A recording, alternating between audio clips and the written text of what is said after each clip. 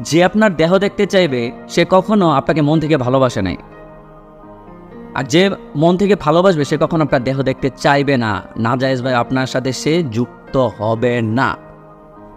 একটু মেয়েদেরকে উদ্দেশ্য করে বলতেছি, ছোটবেলার কথা চিন্তা করেন। যখন আপনি ছোট ছিলেন তখন আপনার বাবা মা আপনাকে কত কষ্ট করে লালন পালন করে বড় করছে। অসুস্থ ছিলেন, সারা রাত জেগেছিল, কত দুশ্চিন্তায় ছিল। এমন অনেক মা আছে আপনাকে প্রতিদিন স্কুলে দিয়ে আসছে নিয়ে আসছে, স্কুল লাইফ পর্যন্ত কোচিংয়ে দিয়ে আসছে নিয়ে আসছে। এমনকি এমন অনেক মা আছে মেয়েকে কলেজ লাইফ পর্যন্ত দিয়ে আসছে নিয়ে আসছে। এমন অনেক বাবা মা আছে ইউনিভার্সিটিতেও পর্যন্ত আপনাকে প্রতিদিন দিয়ে আসছে নিয়ে আসছে। কেন জানেন?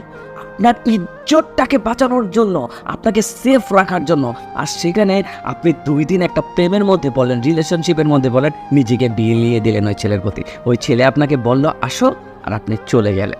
কেন? ওয়াই? এই এই এই এই- এটার হক কি ছেলেটার ছিল? আপনি যে ছেলেটাকে আপনার ইজ্জতটা দিয়ে দিলেন। বর্তমান সমাজে অ্যাভেলেবেল এগুলো হচ্ছে, তাই তো আমি বলছি। যদি মেয়ে হয়ে থাকেন বলছি, মন দিয়ে শুনুন, কোনো ছেলে যদি এভাবে আপনার সাথে ইনভলভ হয় এবং আপনার কাছে এগুলো চায়, তখন বলবেন তাকে নিজের কেরিয়ার তৈরি করো, নিজেকে প্রতিষ্ঠিত করো। তোমাকে এতটুক সময় দিলাম, এতটুকের সময়ের বেশি আমি পারবো না, কারণ আমার বাসা থেকে বিয়ে দিয়ে দিবে। তোমাকে এতটুক সময় দিলাম, নিজেকে প্রতিষ্ঠিত করো, নিজের কেরিয়ার করো। এই সমস্ত ঘোরাঘুরি বাদ দিয়ে নিজেকে তৈরি করো, তারপর আমার বাসায় আসো, আমার বাসায় এসে বিয়ের প্রস্তাব দাও। আমি তখন বাসায় বলবো হ্যাঁ আই লাভ হিম, আমি এই ছেলেকে বাবা মা ভালোবাসি। তখন আমি তোমার জন্য জায়েজ হয়ে যাব। এর আগে আমার শরীরের একটা পশম পর্যন্ত তুমি টাচ